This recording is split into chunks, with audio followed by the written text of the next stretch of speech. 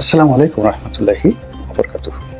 সম্মানিত দর্শক, আজকের এই ভিডিওটি মূলত সম্পাদকীয় আকারে ডক্টর মোহাম্মদ ইউনূসকে কেন্দ্র করে বা তাকে উদ্দেশ্য করে। তিনি আমার এই কথা শুনবেন কিনা আমি জানি না, তবে তিনি যখন ক্ষমতা লাভ করেননি কিংবা তিনি যখন শেখ হাসিনা রেজিমের সময়টিতে ভীষণ রকম বিপর্যস্ত ছিলেন, ঠিক সেই সময়টিতে আমার সৌভাগ্য হয়েছিল তার অন্তরঙ্গ হওয়ার, কাছাকাছি যাওয়ার বেশ কয়েকবার।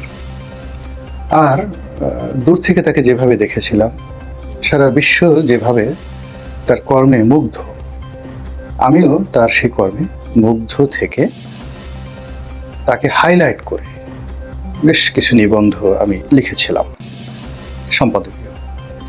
বাংলাদেশ প্রতিদিনে একাধিকবার লিখেছি, নয় দিগন্ত এই পত্রিকাতেও লিখেছি, এবং যে কয়বারই লিখেছি উনি সেই সময়টিতে দেশের বাইরে ছিলেন, আমেরিকাতে ছিলেন, এবং ওনার ব্যক্তিগত ফোন থেকে তিনি সরাসরি আমাকে টেলিফোন করেছিলেন, ধন্যবাদ জানিয়েছিলেন, এবং আমি যা লিখেছি সেটা ওনার খুব পছন্দ হয়েছিল। এবং উনি যেটি বলার চেষ্টা করেছিলেন যে ডক্টর মোহাম্মদ ইউনূস বা তিনি নিজে যে কর্মগুলো করেন বা চিন্তা করেন, সেটা আমি তার কোনো সাক্ষাৎকার না নিয়ে, তার সঙ্গে কোনো আলোচনা না করে যেভাবে ফুটিয়ে তুলেছিলাম তার বক্তব্য অনুযায়ী, সেটাই আসলে সত্যিকার ডক্টর মোহাম্মদ ইউনূস। তো এই তার যে প্রশংসা, তার যে কার্টিসি মানে সৌজন্যতা, তার যে ভদ্রতা, এই কারণে আমি খুব কৃতজ্ঞ আরও একটি কারণে। 2013 সালে আওয়ামী লীগের জমানাতে সালমান এফ রহমানের সঙ্গে যখন শত্রুতা আমার প্রবল হয়ে গেল, এবং সেই শত্রুতার সঙ্গে যখন আমি পেরে উঠছিলাম না, এবং যখন আমাকে জেলে যেতে হয়েছিল, ঠিক সেই সময়টিতে তিনি আমার পরিবারের খোঁজ নিয়েছিলেন, আমার স্ত্রীর সঙ্গে কথা বলেছিলেন, এবং আমার স্ত্রীকে দাওয়াত করে তার যে কর্মক্ষেত্র ইউনূস সেন্টার বা গ্রামীণ ব্যাংক ভবন, সেখানে তিনি নিয়ে গিয়েছিলেন সেই 2013 সালে। অনেক কথা হয়েছিল তার সঙ্গে এবং আমার সঙ্গে এবং আমার স্ত্রীর সঙ্গে বিভিন্ন সময়টিতে। তো তিনি এই ক্ষমতায় এসেছেন, এটা অনেক আশা না করলেও আমি সে 2010-11 সন থেকে আশা করতাম। আমার কেন জানি মনে হতো সেই মহাভারতের, রামায়ণের, কিংবা গ্রিক সাহিত্য, কিংবা আরব্য রজনীর যে কাহিনী, সেখানে নিয়তি বারবার মানুষকে যে জিনিসটি শিক্ষা দেয়, আপনি যাকে তাচ্ছিল্য করবেন ঠিক তার কাছে আপনাকে যেতে হবে। তো শেখ হাসিনা তাকে যেভাবে তাচ্ছিল্য করছিলেন, যেভাবে অপমান করার চেষ্টা করছিলেন, আমার কাছে সবসময় মনে হতো যে শেখ হাসিনাকে আসলে পরাজিত হতে হবে নিয়তির কাছে, এবং সে পরাজয় ডক্টর মোহাম্মদ ইউনূসের যাকে বলা হয় মাধ্যমে হবে।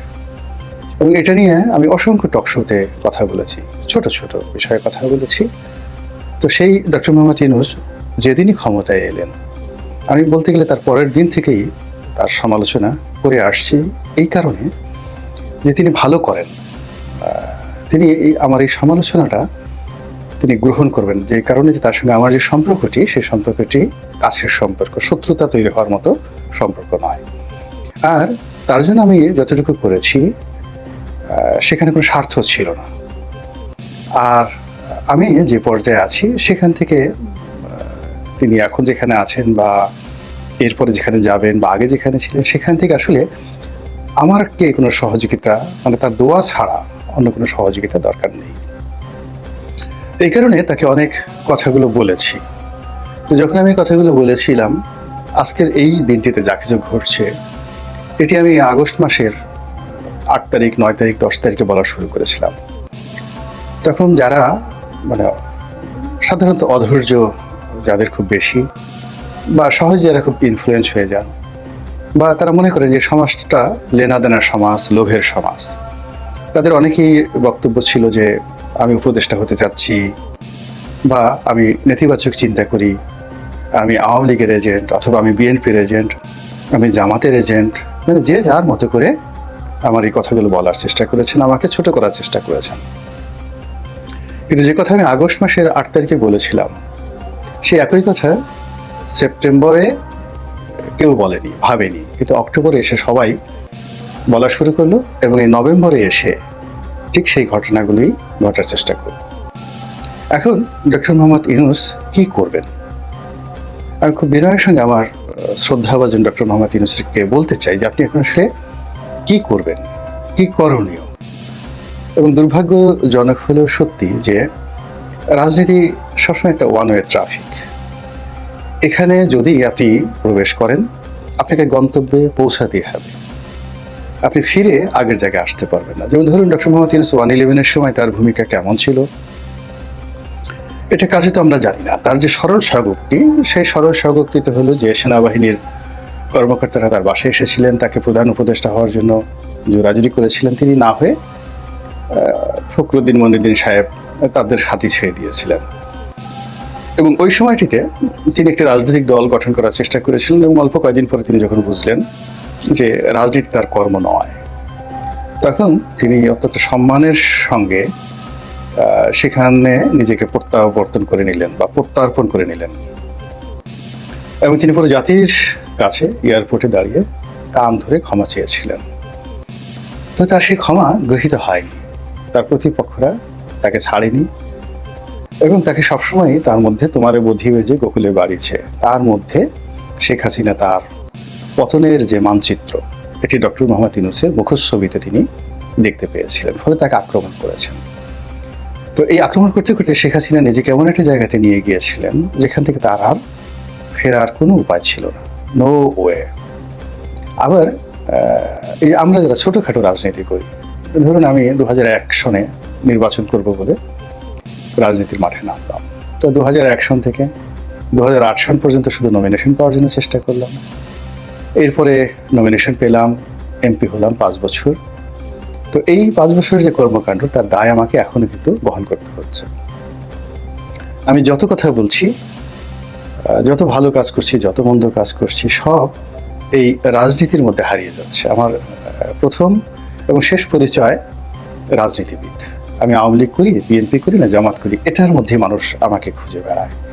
কিন্তু আমার যেটা মানবিক সত্তা আছে, আমার যেটা প্রয়োজন আছে, আমার যে আরো অনেক পেশা আছে, এটা কেউ মনে করে না। তদ্রুপ ডক্টর মোহাম্মদ ইউনূস, তিনি নোবেল লরিয়েট, বিশ্ব নন্দিত একজন মানুষ।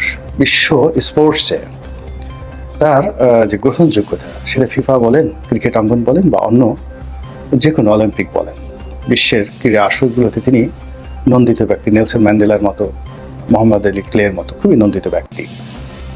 তো তার এই সকল পরিচয়ে এসে একেবারে যাকে বলে ডুবে গিয়েছে রাজনীতির মধ্যে, এবং নিয়তির নির্মম পরিহাসে তিনি সেই রাজনীতির মধ্যেই সে পা দিয়েছেন এবং এটাতে তার হয়তো করার কিছুই ছিল না, এটাই তার তকদিরে লেখা ছিল।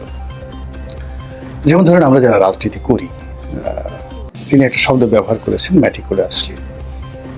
তো ম্যাটিকুলাসলি মানে ম্যাথমেটিক্যাল টার্মে, অঙ্কের যে সূত্র আছে সেই সূত্র ব্যবহার করে আপনি কোন একটা বিষয় পরিকল্পনা করবেন, নির্ভুলভাবে পরিকল্পনা করবেন। তো যারা সফল রাজনীতিবিদ, তারা করে কি, আগামী দিনে ধরুন একজন রাজনীতিবিদ এমপি হলেন, মন্ত্রী হলেন, প্রধানমন্ত্রী হলেন, তো তিনি যদি হন, সেটার জন্য তার একটা ম্যাটিকুলাস প্ল্যান থাকে এবং যারা সেই প্ল্যানগুলো করতে পারেন তারা সবাই সফল হন। যেমন জিয়াউর রহমান সাহেব করতে পেরেছিলেন, তিনি সফল হয়েছেন, কিন্তু বঙ্গবন্ধু পারেননি। শেখ হাসিনা সেই জেলখানাতে বসে তিনি প্ল্যান করেছিলেন। তো ফলে শেখ হাসিনার দুটো জমানা, একটা জমানা ছিল আপনার সেই 96 থেকে 2001, এই পুরো সময়টা তিনি ভালো করেছিলেন। আবার 2008 থেকে 2012 পর্যন্ত মোটামুটি তিনি কিন্তু একটা গ্রহণযোগ্য পর্যায়ে ছিলেন। এর কারণে তখন ওই সময়টিতে তার সবকিছু ম্যাটিকুলাসলি পূর্ব পরিকল্পনা অনুযায়ী তিনি সবকিছু করেছেন। তার নমিনেশন দেওয়া, মন্ত্রী পরিষদে জায়গা দেওয়া, ডেভেলপমেন্ট ওয়ার্ক, তারপরে তিনি কোন কোন কাজগুলো করবেন, অগ্রাধিকার কি হবে, এই পুরো বিষয়গুলো তার পূর্ব পরিকল্পনা ছিল। কিন্তু 13 সনের পরে পুরো পরিস্থিতি তার আর সেই পরিকল্পনা মতো হয়নি। তিনি পরিবেশ পরিস্থিতির সঙ্গে নিজেকে জড়িয়ে ফেলেছেন এবং পরিস্থিতি দ্বারা প্রভাবিত হয়ে তিনি সিদ্ধান্ত নিয়েছেন, ফলে ক্রমশ তিনি পতনের দিকে এগিয়ে গিয়েছেন। তো ডক্টর মোহাম্মদ ইউনূস তিনি যদি সেই 1/11 পরে মানে 2006 সন থেকেই তার একটা পরিকল্পনা থাকতো যে আমি প্রধানমন্ত্রী হব, প্রধান উপদেষ্টা হব, এতদিন থাকবো, এই লোকজনকে নিয়ে আমি এই কাজগুলো করব। তাহলে আজকের যে অবস্থা, সে অবস্থা তৈরি হতো না। কিন্তু মনে হচ্ছে যে তিনি স্বপ্ন দেখতেন হয়তো, যে তিনি হতে পারেন, কিন্তু এই কথা তিনি কাউকে প্রকাশ করতেন না। দ্বিতীয়ত, শেখ হাসিনার জামানার শেষ 4-5 বছরে তার উপর যে সীমাহীন অত্যাচার করা হয়েছে, বিশেষ করে 2021 সনের পরে, এর ফলে তিনি বেঁচে থাকার আগ্রহ হারিয়ে ফেলেছিলেন, স্বপ্ন হারিয়ে ফেলেছিলেন, এবং রাজনীতি নিয়ে আসলে তিনি চিন্তা করেননি। ফলে তার কাছে যখন এই নিয়ামতটি এলো আগস্ট মাসের 5 তারিখের পর, তখন তিনি ছিলেন বিমোহিত, তিনি ছিলেন কিংকর্তব্য বিমূঢ়, এবং তিনি অনেক কিছু ভুলে গিয়েছিলেন। তিনি তার আপনজনদেরকে ভুলে গিয়েছিলেন, তিনি তার শিক্ষাকে ভুলে গিয়েছিলেন, দীক্ষাকে ভুলে গিয়েছিলেন, প্রতিজ্ঞাকে ভুলে গিয়েছিলেন। ফলে কি হলো, অন্যের সাজানো একটা বাগান, সেই বাগানে তিনি এসে বসলেন, অন্যের একটা সিংহাসন, সেটাতে তিনি বসলেন। তো যার জন্য কি হলো, প্রথম দিন থেকেই এই সরকারের উপর, প্রশাসনের উপর কোনো জায়গাতে তার কোনো কর্তৃত্ব তিনি প্রতিষ্ঠা করতে পারেননি বা করেননি। এবং এই কাজগুলো করার জন্য তার যে বিশ্বস্ত যে লোকগুলো, পরীক্ষিত, এরকম লোকগুলোকে তিনি নিয়োগ করেন। এবং তিনি, একটা প্রবাদ আছে যে আপনার যদি খুব বেশি অনেক বন্ধু থাকে, ইট মিনস আপনার আসলে কোনো বন্ধু নেই। বাংলাদেশে ডক্টর মোহাম্মদ ইউনূসের অনেক বন্ধু আছেন বা ছিলেন, অনেকের সাথে সম্পর্ক, কিন্তু যেটিকে বলা হয় ক্লোজ ফ্রেন্ডশিপ, যেটা পলিটিক্যাল লোকজনের থাকে, সবার থাকে। যেমন বিএনপির একজন নেতা, আওয়ামী লীগের একজন নেতা, তাদের কিন্তু তারা জানেন যে এই লোকটি কাজ করতে পারবে, এই গুন্ডামি করতে পারবে, মাস্তানি করতে পারবে, এ প্রশাসন চালাতে পারবে, এ তার পক্ষে এই কাজটি করতে পারবে, এটি তারা বুঝতে পারে। এটি ডক্টর মোহাম্মদ ইউনূসের ছিল না। ফলে আজকের যে অস্থিরতা, আজকের যে বিশৃঙ্খলা, এবং আজকের যে বন্ধনহীন একটা রাষ্ট্রীয় ব্যবস্থা এই আজকের দিন পর্যন্ত আমরা দেখতে পাচ্ছি, এই সময়টাতে আসলে ডক্টর মোহাম্মদ ইউনূসের কি করা উচিত? আমি শুধুমাত্র তাকে বলবো যে আপনি কারো কথা শুনবেন না, আপনি দরকার হলে রোজা রাখুন। এটা ধর্মের দিক থেকে নয়, যখন মানুষ রোজা রাখে, ফাস্টিং করে, তখন তার মস্তিষ্কের অনেকগুলো সেল কার্যকর হয়ে যায়, মোতবাজ্য হয়ে যায়, অটোমেটিক্যালি জ্ঞান ভাণ্ডার খুলে যায়। পেট যত খালি থাকে, মাথা তত উদ্গ্রীব হয়ে যায়। তো আর পেট ভরা থাকলে মাথা অলস হয়ে যায়। তো আপনি 1 দিন বা 2 দিন রোজা থাকুন।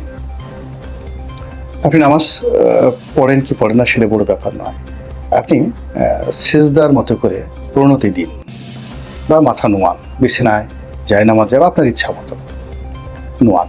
তাহলে কি হলো, যে আপনি রোজা রাখার পরে যখন আপনি এই মাথাটা নোয়াবেন, তখন আপনার যে মস্তিষ্কের রক্ত চলাচলটা অন্য সময়, মানে অন্য স্বাভাবিক সময়ের চাইতে, আপনি বসে থাকেন, শুয়ে থাকেন, এর চাইতে অনেক চমৎকারভাবে এটি কাজ করবে। এবং সেখানে বসে আপনি নিজেকে প্রশ্ন করুন, আপনার যে সময়টি ভালো লাগবে, এটি ভোরে হতে পারে, এটি বিকেল হতে পারে, যখন আপনি শারীরিকভাবে, মানসিকভাবে ভালো থাকবেন।